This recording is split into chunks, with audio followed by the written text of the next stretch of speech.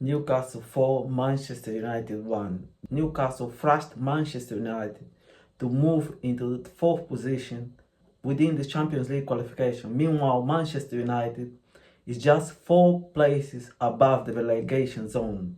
Hello and welcome to the channel. Subscribe if you're new and hit the notification bell so that you know every time I post a video. It won't cost you anything, but it will help this channel immensely. So let's dive into it. Newcastle had to play without their manager because on Friday, Eddie Howe fallen ill and was taken to hospital. But despite the fact that Newcastle didn't have their manager, they started on the front foot and they put Manchester United under a lot of pressure. The pressure eventually paid off when they scored halfway into the first half. They could have extended the lead. Bayinda made a few saves and Manchester United was hanging on. Against the run of play, Manchester United scored the equalizer. A well-taken goal by Garnacho, and that took us into the break.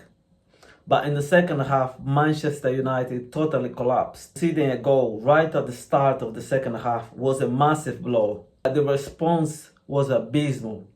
Manchester United had no fight. They didn't show any desire. In the second half, it was a one-way traffic. The third goal, where Harvey Barnes ran through the entire Manchester United defense, summed up how bad, how poorly Manchester United played. Amorim started with an interesting lineup. Onana was dropped, which was expected, and Bayinda came on for Onana. Also, Amaz had his first start and he played quite well. He wasn't out of place, he was good on the ball, defended well, went forward. Amaz, to me, he seems like a young player who needs more games. He's ready. The sub didn't work.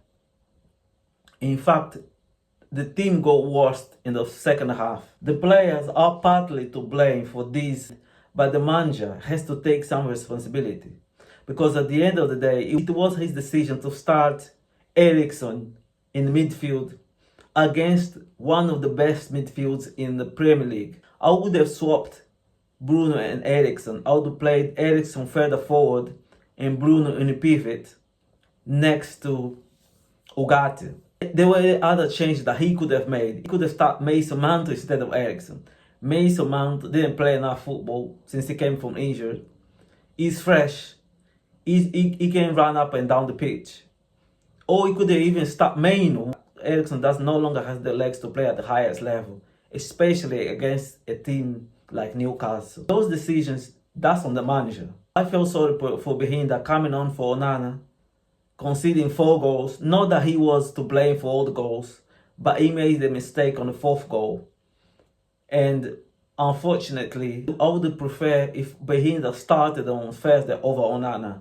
Considering that he conceded 4 goals and made a mistake, I can see Onana coming back to the starting lineup on Thursday.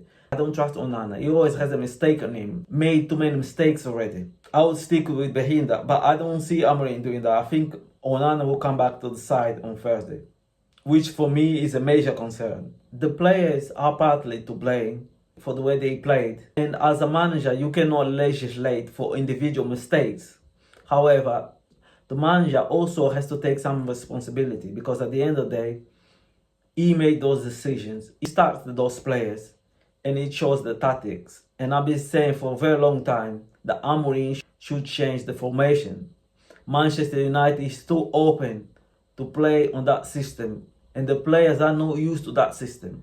He should have changed to a formation that the players are more used to. But anyway, let me know in the comment section down below. Who is to blame for this terrible defeat? Does Amorim has to take some responsibility?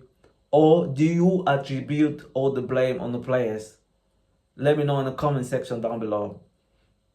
Thank you for watching and I'll see you on my next video. Bye bye.